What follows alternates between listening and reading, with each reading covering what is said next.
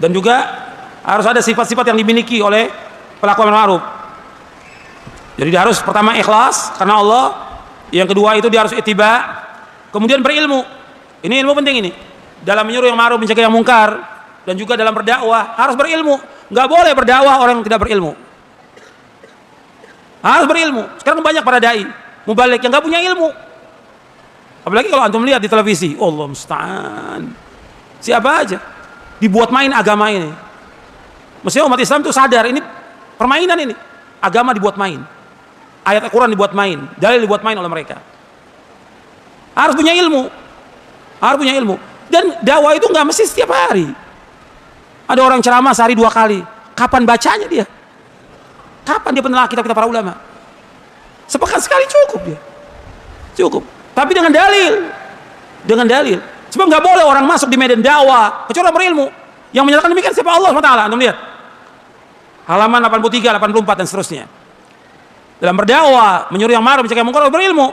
Allah berfirman dalam surah Yusuf ayat 108, Allah berfirman, "Qul hadhihi sabili ad'u ila Allah ala basiratin ana wa man ittaba'ani wa subhanallahi wa ma ana minal musyrikin." Qul hadhihi sabili, katakanlah ini jalanku. Ini caraku, ini manhajku. Ad'u ila Allah. Qul hadhihi sabili ad'u ila Allah. Qul hadhihi sabili, katakan ini jalanku, ini manhajku. Aku mengajak manusia ke Allah ala basirah, dengan dasar ilmu dan keyakinan.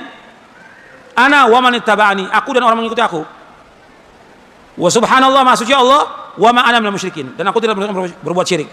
Antum perhatikan nih, surah Yusuf ayat 8. Antum perhatikan, di sini Allah menyuruh kepada Nabi Muhammad SAW, qul hadhihi sabili, katakanlah ini jalanku, ini manhajku. Jelaskan kepada manusia ini jalan yang benar. Kita mengikuti Quran wa sunnah la fahmi salaf, ini jalan yang benar. Jalan yang lurus, shiratal mustaqim. Jalan yang membawa manusia ke surga. Ad'u ila Allah, aku mengajak manusia ke jalan Allah. Kita mengajak mereka, yang pertama kali yang kita dakwakan apa? Tauhid. Ini mengajak manusia ke jalan Allah, tauhid. Ad'u ila Allah.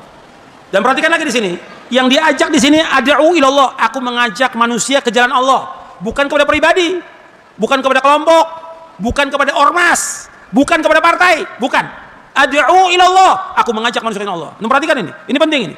Ad'u ila Allah. Aku mengajak manusia ke jalan Allah. Kemudian di sini ada kalimat ad'u ila Allah, dijelaskan oleh Syekh Muhammad bin Abdul Wahhab rahimahullah dalam kitab Tauhid. Kalimat ad'u ila Allah di sini ada tanbih 'alal ikhlas. Tanbih 'alal ikhlas. Artinya dakwah itu harus ikhlas karena Allah. Mengajak manusia ke jalan Allah. Ikhlas semata-mata karena Allah. Bukan mengajak kepada pribadi, bukan mengajak kepada kelompok, bukan kepada ormas, bukan kepada partai, bukan juga untuk mencari harta. Ad'u ilallah, tanbih alal ikhlas. Perhatikan ini. Kemudian selanjutnya, ala basirah, dengan dasar ilmu dan keyakinan. Artinya dakwah ini harus dasarnya apa? Ilmu. Gak bisa orang berdakwah nggak punya ilmu. Karena banyak orang berdakwah nggak punya ilmu. Sekolah-sekolah umum, kemudian masuk di medan dakwah. Antum bukan orangnya.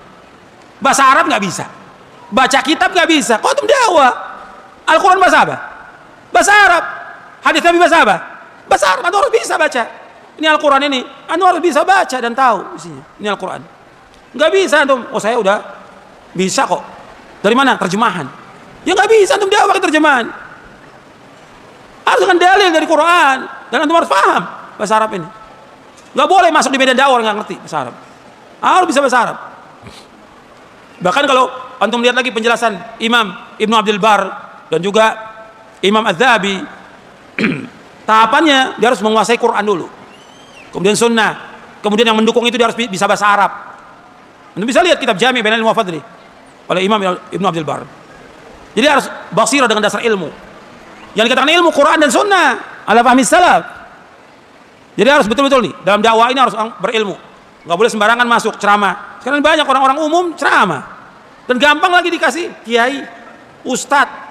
Emang di Indonesia ini nggak punya ukuran, nggak punya standar. Hatta Kerbo dibilang kiai di Indonesia ini. Ada nggak? Ada kiai selamat Kerbo. Udah mati diganti anaknya katanya. La haula wala quwwata illa billah. Allahul musta'an. Jadi siapa aja dipanggil kiai, dukun dibilang kiai. Paranormal, orang minta dipanggil kiai. Ini penyesatan kepada umat ini. Orang nggak paham harus belajar. Sekarang gampang benar orang. Bisa retorika dia bisa, dipanggil dia kiai, dipanggil ustad. Banyak pegawai bank bisa ceramah ustad. Antum pegawai bank nggak ngerti apa-apa, antum keluar dulu dari bank haram. Perbuatan riba, ceramah lagi. La haula wala quwwata illa billah.